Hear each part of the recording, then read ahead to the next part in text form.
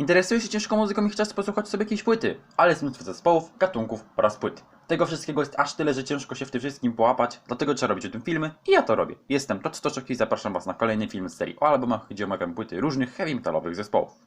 A dziś będzie o zespole Obituary.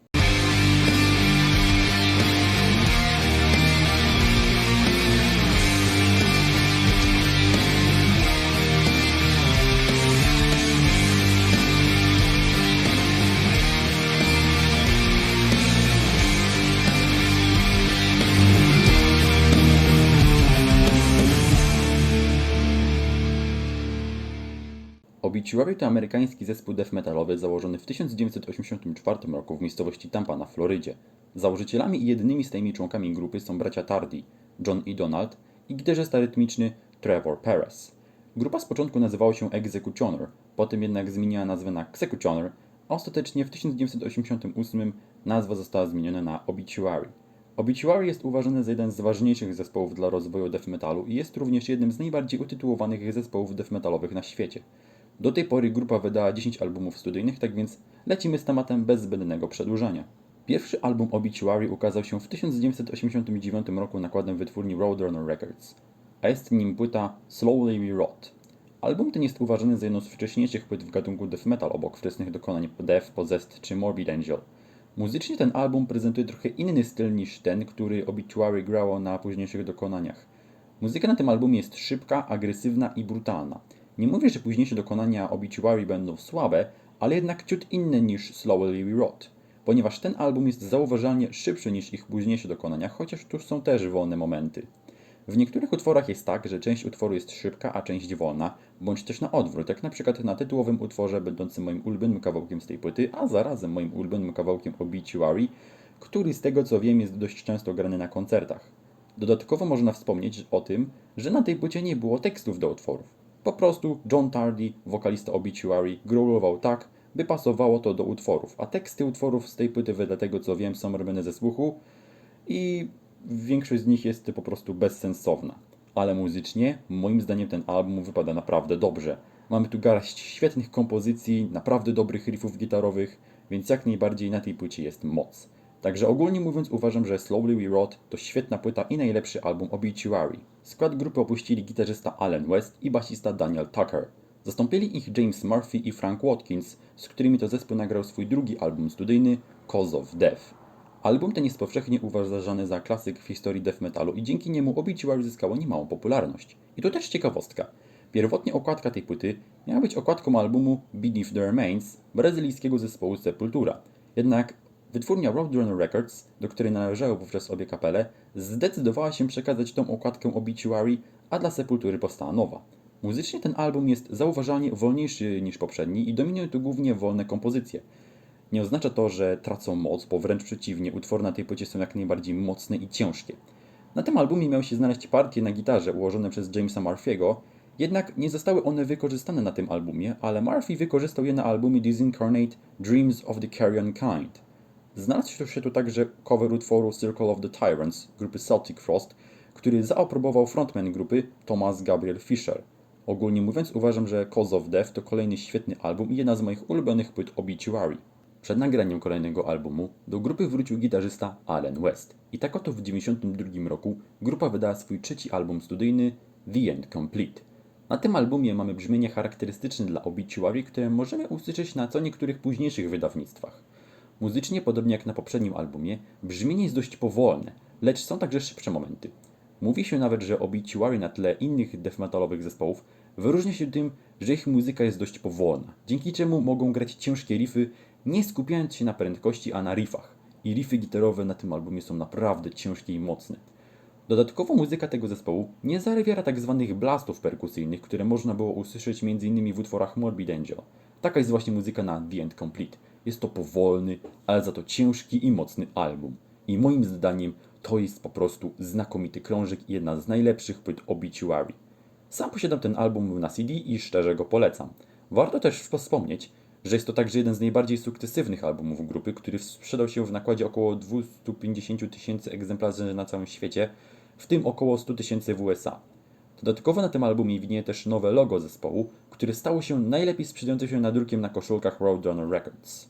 2 lata później ukazał się album World Demise. Teksty na tej płycie tym razem zamiast skupiać się na tematyce śmierci czy gore, skupiają się na ekonomii i na zanieczyszczeniach w przyrodzie spowodowanych przez człowieka, które doprowadziły do końca świata. Jeśli chodzi o muzykę, to na tym albumie grupa wciąż gra death metal, jednak pojawiają się tutaj elementy rapu, jak na przykład w utworze Redefine, czy nawet industrialu. Chociaż grupa wciąż się trzyma swojego stylu, to jednak wprowadziła na tym albumie pewne zmiany. Różnicą tutaj jest również długość. Poprzednie płyty trwały około 30-40 minut, a ta trwa lekko ponad 50. Zatem czy jest to udany album? Moim zdaniem tak. Według mnie to kolejny solidny album w dorobku Obituary i mimo iż nie jest to dla mnie ich najlepszy album, to jednak wciąż uważam, że to jak najbardziej udany album. 3 lata później dostaliśmy 5. album studyjnej grupy zatytułowany Back from the Dead. Jest to pierwszy album Obituary, który nie został wyprodukowany przez Scotta Burnsa, a zamiast niego produkcją płyty zajął się Jamie Lockett. Również jest to pierwsza płyta zespołu, która nie została nagrana w Morrisound Recordings, a zamiast tego w Criteria Recordings Studios. Zauważyłem, że niektórzy krytykują ten album za brzmienie, no bo bądźmy szczerzy, produkcja na tym albumie do najlepszych nie należy. Na tej płycie, jeśli chodzi o brzmienie, to na pewno słychać brud. W sensie, że instrumenty się tak ścierają, że tworzy to taki brud. Jeśli chodzi o samo brzmienie instrumentów, to nie jest ono moim zdaniem złe. Wręcz przeciwnie, instrumenty na tej płycie brzmią całkiem dobrze, zwłaszcza gitary, które moim zdaniem brzmią świetnie i moim zdaniem jako całość album brzmi naprawdę dobrze i jak najbardziej jest moc. A kompozycje na tej płycie są naprawdę dobre. Dodatkowo na tej płycie pojawiają się także elementy rapu, a mianowicie w utworze Obituary, gdzie gościnnie pojawiają się DJ-e. Także ogólnie mówiąc, uważam, że Back from the Dead to kolejna świetna płyta w dorobku Obituary. Po wydaniu Back from the Dead w 1998 roku zespół tymczasowo się rozpadł, a muzycy Obituary skupili się na swoich pobocznych zespołach. W tym samym roku ukazał się nagrany w 1997 roku album Dead, będący albumem koncertowym nagranym w mieście Axis w stanie Boston. A w 2001 roku ukazała się kompilacja Anthology, zawierająca utwory z płyt od Slowly Rot do Back from the Dead i niepublikowane wcześniej utwory. I ostatecznie w 2003 roku grupa się zreformowała i w 2005 roku wydała swój 6. album studyjny Frozen in Time. Na tej płycie grupa powróciła do bardziej klasycznego stylu, znanego np. z The End Complete. Warto też wspomnieć, że jest to pierwszy od płyty World Demise, album grupy wyprodukowany przez Scotta Burnsa. To również jedna z ostatnich płyt wyprodukowanych przez niego. Brzmieniowo można zatem powiedzieć, że ten album to taki powrót do klasycznego death metalowego stylu bez eksperymentów, które były w jakimś tam stopniu na poprzednich 2 płytach. I moim zdaniem ten album jest naprawdę dobry. Uważam, że jest to naprawdę solidny album w dorobku Obituary i płyta zdecydowanie godna polecenia. W 2006 roku wieloletni gitarzysta Alan West odszedł z zespołu. Zanim jeszcze odszedł, grupa nagrała z nim album wideo Frozen in Time, nagrany w warszawskim klubie Stodoła. I w 2007 roku do zespołu dołączył gitarzysta Ralph Santolla, znany z grupy Dayside. I wraz z nim grupa nagrała swój 7. album studyjny, który ukazał się w tym samym roku, a jest nim płyta Executioner's Return. Tytuł tej płyty odnosi się do pierwotnej nazwy zespołu Executioner. Styl muzyczny na tej płycie jest podobny do tego z poprzedniej i Obituary, że tak powiem, na tej płycie nie odkrywa Ameryki. Ale mimo to uważam, że jest to wciąż udany album. Nie mówię, że to ich najlepszy album, ale moim zdaniem jest jak najbardziej solidny i moim zdaniem Obituary na tym albumie trzyma poziom. Także ogólnie mówiąc, moim zdaniem Executioner's Return to kolejny udany album Obituary. Dochodzimy zatem do już 8. płyty studyjnej, jaką jest wydany w 2009 roku album Darkest Day. Na tej płycie grupa wciąż gra w swoim charakterystycznym stylu, aczkolwiek zauważyłem, że na tej płycie jest więcej brudu, jeśli chodzi o brzmienie i instrumenty bardziej ścierają się ze sobą. Szczerze uważam, że brzmienie na tej płycie jest naprawdę dobre i album brzmi świetnie i tak jak przystało na takie granie jest naprawdę ciężki. Ale znalazły się tu też partie solowe w wykonaniu Ralpha Santolli, których na tej płycie jest sporo. Grał je też w utworach Dayside i przyznam, że te solówki są naprawdę świetne i sprawiają, że ten album jest jeszcze lepszy. Więc cóż więcej mogę powiedzieć? Jest to po prostu znakomity album. Niestety z jakiegoś powodu ten album wraz z poprzednią płytą Executioner's Return jest zdjęty z serwisów streamingowych takich jak Spotify. Nie zmienia to faktu, że to wciąż świetny album Obituary. Na kolejną płytę studyjną przyszło nam czekać 5 lat. W tym czasie doszło do paru zmian w składzie i w 2010 roku z grupy odszedł wieloletni basista Frank Watkins, którego zastąpił znany z takich grup jak Massacre, Six Feet Under czy Death, Terry Butler.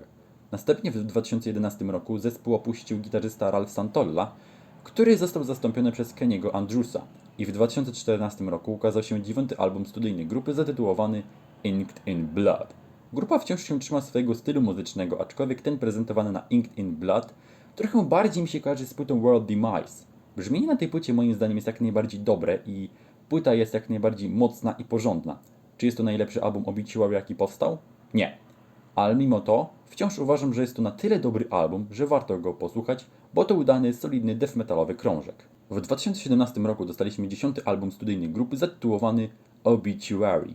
Brzmienie na tej płycie jest bardzo podobne do tego, które było na poprzedniej, jednak jeśli mam być szczerym, to ten album według mnie jest trochę lepszy. Nie mówię, że Inked in Blood to był zły album, ale jednak ten jest po prostu od niego trochę lepszy. Choć uważam, że oba albumy są bardzo udane i naprawdę dobrze się ich słucha. Także Obituary to według mnie kolejny jak najbardziej udany album w dorobku Amerykanów i płyta zdecydowanie warta polecenia. Więc jeśli nie słuchaliście, to polecam to nadrobić. I tak oto kończę ten odcinek. Na ekranie zaraz wyświetli Wam się mój ranking i topka. I tyle. Mam nadzieję, że film Wam się spodobał. Jeśli tak, to pamiętajcie o łapce w górę, zostawcie jakiś komentarz i suba, jeśli jeszcze tego nie zrobiliście. I tyle. Trzymajcie się i do następnego razu. Cześć.